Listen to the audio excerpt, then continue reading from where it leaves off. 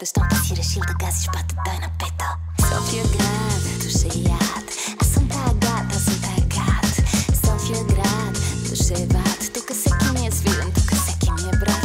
София град, душеяд, аз съм тая гад, аз съм тая гад. София град, душеват, тук всеки ми е обиден, тук всеки ми е враг. Веган, хомофоб, математик, антрополог, радикален еколог, аз съм жесток, но прост съм бог. Аз съм нощен труд, ми се грозен злобен луд, аз съм шизо и съм наблизо.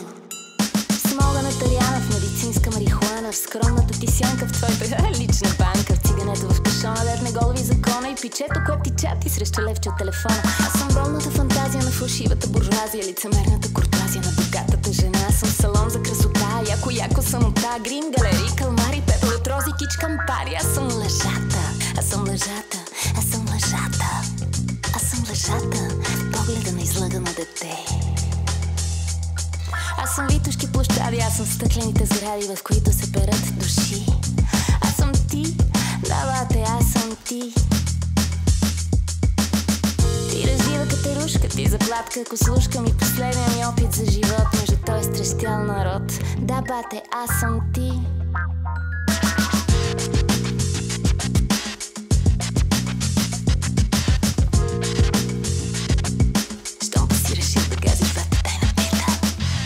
Копеле, слушай ме внимателно.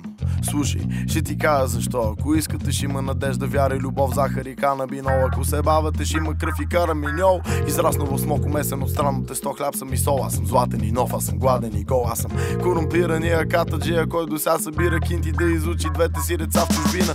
Тегаво е под полите на Витоша, доста по-лесно е по други поли, в които шавам. Нали съм хитрошан, ще си купа младост, ще си купа чистота и някой друг ще я плати с душа. Еле поне къде взимат нещата, буквално не може си напишат правилно и завещанието.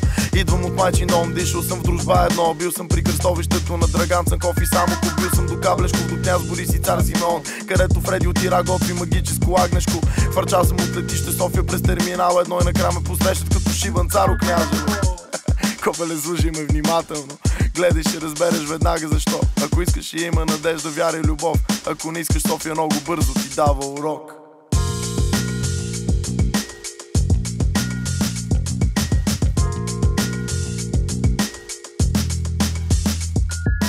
Добър вечер, драги зрители. Да ви пускам новините ли? Или да си помълча?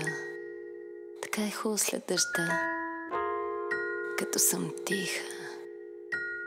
Като съм тиха.